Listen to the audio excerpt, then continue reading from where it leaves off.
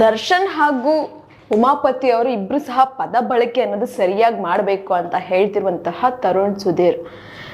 ಈಗಾಗಲೇ ಇವರ ಒಂದು ಮಧ್ಯೆ ಒಂದಷ್ಟು ಮಾತುಕತೆಗಳು ಸೋಷಿಯಲ್ ಮೀಡಿಯಾದಲ್ಲಿ ನಡೀತಾ ಇದ್ದಾವೆ. ಒಂದಷ್ಟು ಟ್ವಿಟರ್ ಮೂಲಕ ಆಗಿರ್ಬೋದು ಅಥವಾ ಬೇರೆ ಒಂದು ಮೆಸೇಜಸ್ ಮೂಲಕ ಆಗಿರ್ಬೋದು, ಈ ರೀತಿ ಒಂದು ಸಂಭಾಷಣೆ ನಡೀತಾ ಇದೆ, ನಾವು ಸಹ ಗಮನಿಸ್ತಾನೆ ಇದ್ದೀವಿ.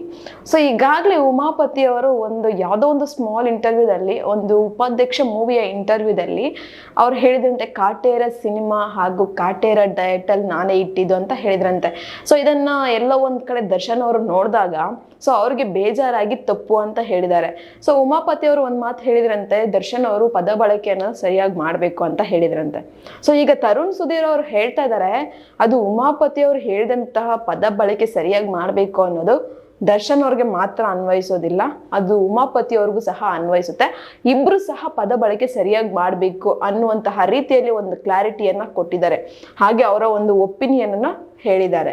ಸೊ ಈಗಾಗಲೇ ಈ ಒಂದು ವಿಷಯ ದರ್ಶನ್ ಅವರಾಗಿರ್ಬೋದು ಅಥವಾ ಉಮಾಪತಿ ಅವರ ಮಧ್ಯೆ ನಡೀತಿರುವಂತಹ ಒಂದು ಮಾತುಗಳ ಚಕಮಕಿ ಆಗಿರ್ಬೋದು, ಒಂದು ಸೋಷಿಯಲ್ ಮೀಡಿಯಾದಲ್ಲಿ ಸಾಕಷ್ಟು ವೈರಲ್ ಆಗಿ ಸುದ್ದಿ ಮಾಡ್ತಾರಂತೂ 100% ನಿಜ.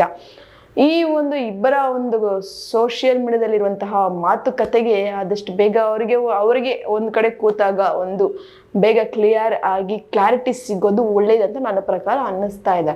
ಯಾಕಂದ್ರೆ ಈಗಾಗಲೇ ಅವ್ರಿಗೆ ಹೇಳುವಂತಷ್ಟು ದೊಡ್ಡವರಂತೂ ನಾವಲ್ಲ, ಬಟ್ ಎಲ್ಲೋ ಒಂದ್ ಕಡೆ ಕೂತಾಗ ಈ ಒಂದು ವಿಚಾರದ ಬಗ್ಗೆ ಬಗೆಹರಿಯೋದಂತೂ 100% ನಿಜ ಅಂತ ನಾನು ಅನ್ಕೊಂಡಿದ್ದೀನಿ. ಈಗಾಗಲೇ ಸುಧೀರ್ ಅವರು ಸಹ ಅದನ್ನ ಹೇಳ್ತಾ ಇದ್ದಾರೆ, ಇಬ್ರು ಸಹ ಪದ ಬಳಕೆ ಸರಿಯಾಗಿ ಮಾಡ್ಬೇಕು. ಅಂದ್ರೆ ಮಾತಾಡೋದ ಟೈಮಲ್ಲಿ ಫಾರ್ ಎಕ್ಸಾಂಪಲ್ ನಾನೀಗ ಏನೋ ಒಂದು ಪದ ಹೇಳಿದೆ ಅಂದ್ರೆ ಅದು ಬೇರೆ ರೀತಿಯಾಗಿ ಪೋರ್ಟ್ರೇ ಆಗುತ್ತೆ ಅಥವಾ ಬೇರೆ ರೀತಿಯಲ್ಲಿ ಕನ್ವೆ ಆಗುತ್ತೆ ನೋಡುವಂತ ವೀಕ್ಷಕರಿಗೆ. ಸೊ ಆ ರೀತಿ ಇಷ್ಟು ಫಾಸ್ಟ್ ಆಗಿ ಓಡ್ತಾ ಇರುವಂತಹ ಜಗತ್ತಿನಲ್ಲಿ ನಾವು ಎಲ್ಲೋ ಒಂದ್ ಕಡೆ ಏನೋ ಒಂದು ಮಾತು ಹೇಳ್ಬಿಟ್ರೆ ಅದು ದೊಡ್ಡದಾಗಿ ಕಾಣಿಸ್ತಾ ಹೋಗುತ್ತೆ.